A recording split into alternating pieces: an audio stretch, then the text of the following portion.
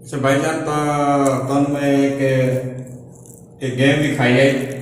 ये तो मसला ये है कि यार भाई ਇਹਦਾ ਜਿਹੜਾ ਤੁਹਾਨੂੰ ਮੈਂ ਦੱਸਿਆ ਬਈ ਇੱਕ ਦੋ ਉਹ ਆਪਣੇ ਪੈਸੇ ਆਪਣੇ ਦਿਲ ਦੇ ਸੋਚ ਲਵੇ ਤੇ ਆਪਣੇ ਦੋਸਤ ਕੋਲ ਵੀ ਜਿਤਨੇ ਦਿਲ ਕਰੇ ਉਹ ਸੋਚ ਲਵੇ ਲੈ ਲਵੇ ਪੈਸੇ, ਠੀਕ ਹੈ।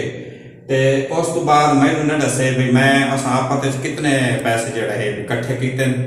ਅੱਛਾ, ਇਹਦਾ ਮਸਲਾ ਇਹ ਹੈ, ਗੱਲ ਇਹ ਬਈ ਆਪਣੇ ਕੋਲੋਂ ਇਹ ਜਿਤਨੇ ਵੀ ਪੈਸੇ ਰੱਖ ਲਵੇ ਨਾ ਬਿਲ ਫਰਜ਼, ਅਗਰ ਉਸ 50 ਆਪਣੇ ਕੋਲ ਰੱਖ ਲਈਏ 50 ਆਪਣੇ ਦੋਸਤ ਕੋਲ ਲੈ ਲਈਏ, ਮੈਨੂੰ ਉਹਦੇ ਨਾਲ ਕੋਈ ਮਤਲਬ ਨਹੀਂ।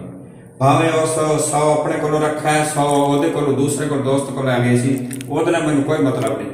मैंने मतलब वो कि जेड़े उस पैसे मेरे को मंगने, जेड़े मेरे को मंग सी ना, वो तो मैं पता है भाई मेरे को अगर 100 मंगा है तो मैं आदा भी तू तेरे अद्धा समान लाया, तो वो समझ लो भाई अगर मैं 100 उस मेरे को मंगा तो मैं अद्धा समान लाया, तो 50 का समान लाया सी, तो 50 जोड़ा है इवें समझ लो कि मेरा बाकी बच गया। जेड़े मेरे को मंग सी ना वो तो मैंने पता है, इस वास्ते जरा है अखी तो पट्टी बनी हुई वीडियो देखने की जरूरत ही कोई नहीं।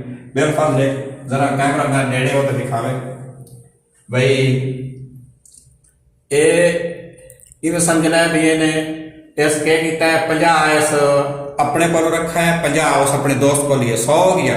इस मैंने आखा भी मैंने 80 रुपये अड़े चा, ये 80 हो गया मेरा, 100 इस 50 अपना तो 50 दोस्त को 100 तो 80 इस मेरे को लिए, ये हो गया 180। मैं आख्या भी अद्धे पैसों का समान लाया, ठीक है, अद्धे पैसों का समान लाया, ये 90 रुपये का समान लाया, ठीक है। उस तो बाद पिछा कितना बच गया 90 रुपया।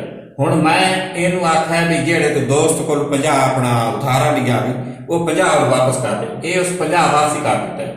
उस तो बाद जो 50 वापसी किया है तो ये हुण जेड़ा पिछे 40 रुपये बच्चा खड़ोता, जेड़ा इस मेरे को 80 रुपया लिया ना, ये समझ लो भी इस 40 का समान है तो 40 जेड़ा है ये बकाया बच गया।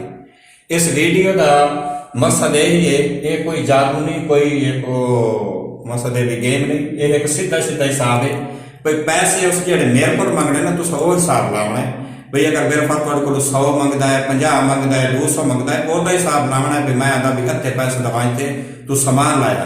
अगर मेरे को 100 मंगता है, अद्धे पैसे का समान लाया तो 50 का समान लाया नहीं, बाकी 50 बच गया।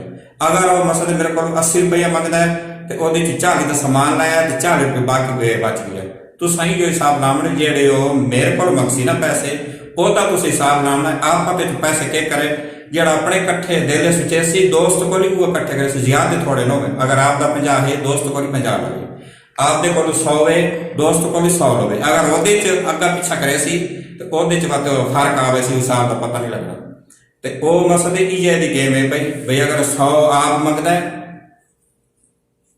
100 अगर आप मंगता है तो 100 दोस्त को लवे, ठीक है, घट वध ना लवे, बिल्कुल 50 आप को रखता है तो 50 वो को लवे। तो जेडे उस मेरे को मंग रहे हैं वो इवें समझ ला भी मैं आदना भी अद्धे का समान लाया, तो वो अद्धे का समान लाया सी, जेड़े लाया सी जितने मेरे को मंग सी तो मेरे पता उस मेरे को मंगे अद्धे का समान लाया सी, अद्धे मेरे को इस मसले में 50 आपके को रखा है, 80 मेरे को लिए सी, ये 180 हो गया। मैं कहना अद्धे का समान लाया, अद्धे का समान लाया तो आ गए एक पिछे बच गए 90 रुपये। मैं जो दोस्त को 50 है वो वापस करते पिछे बच गए 40 रुपये। ये भाई वीडियो अगर अच्छी लगी है तो इस वीडियो को ज़्यादा से ज़्यादा शेयर करना, कमेंट करना। मिलसूँ नवी वीडियो के नाल।